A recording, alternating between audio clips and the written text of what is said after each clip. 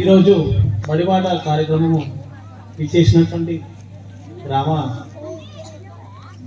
మాజీ ఎంపీ సుధీర్ రెడ్డి అన్న గారికి, మరి సభాధ్యక్షులు ఉపాధ్యాయురాలు మేడం గారికి, కన్యా గారికి, మరియు మిగతా ఉపాధ్యాయులకు ఈ ప్రోగ్రాం ఈరోజు ఇంత సంతోషంగా ఆనందంగా జరగడానికి ముఖ్య కారణం ఉపాధ్యాయుల కృషి మరియు మన రెండో వాడైన బాగా పట్టుబట్టి ఈరోజు అలా చేద్దాం, మనం ఈ విధంగా కంపల్సరీ చేద్దామన్నాడు.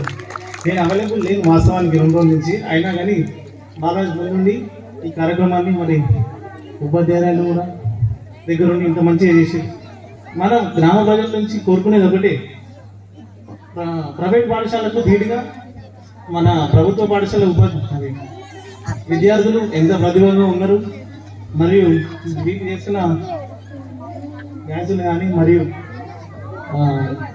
స్పీచెస్ కానీ అన్నీ ఏ విధంగా ఉన్నాయి అని మన వాళ్ళకి తెలియాలని చెప్పి మొన్న మేడంతో మనం మాట్లాడి, మేడం మనం 15 చేసే ప్రతి ఒక్క ప్రోగ్రాం మనం ఈరోజు ఏర్పాటు చేసుకొని అందరికీ చూపించాలి మేడం.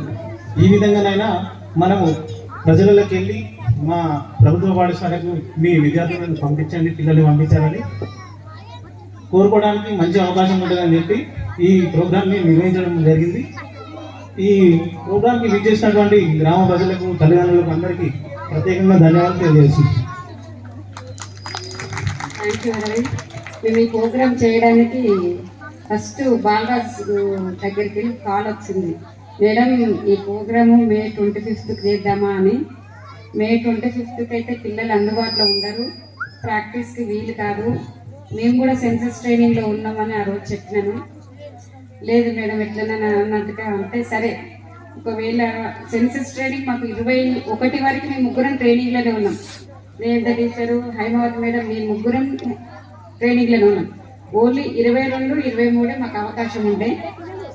అంతకంటే ముందు జ్యోతి టీచర్ ఉండే, జ్యోతి టీచర్ గారు మరియు మన ప్రీ ప్రైమరీ ఇన్స్ట్రక్టర్ అయిన ఆయా గారు సహకరించి వాళ్ళకు ప్రాక్టీస్ చేయించారు. మేము వచ్చినాక మాతోటి కొద్దిగా ప్రాక్టీస్ అయింది కాబట్టి పిల్లలలో కొంచెం అడ్డింటి అయినా కూడా బాగానే చేస్తున్నారని అనుకుంటున్నా. ఈ ప్రోగ్రామ్ ఈరోజు కండక్ట్ చేయడానికి ముఖ్యమైన ఉద్దేశం ఏంటిదో మీకు ముందే చెప్పాను.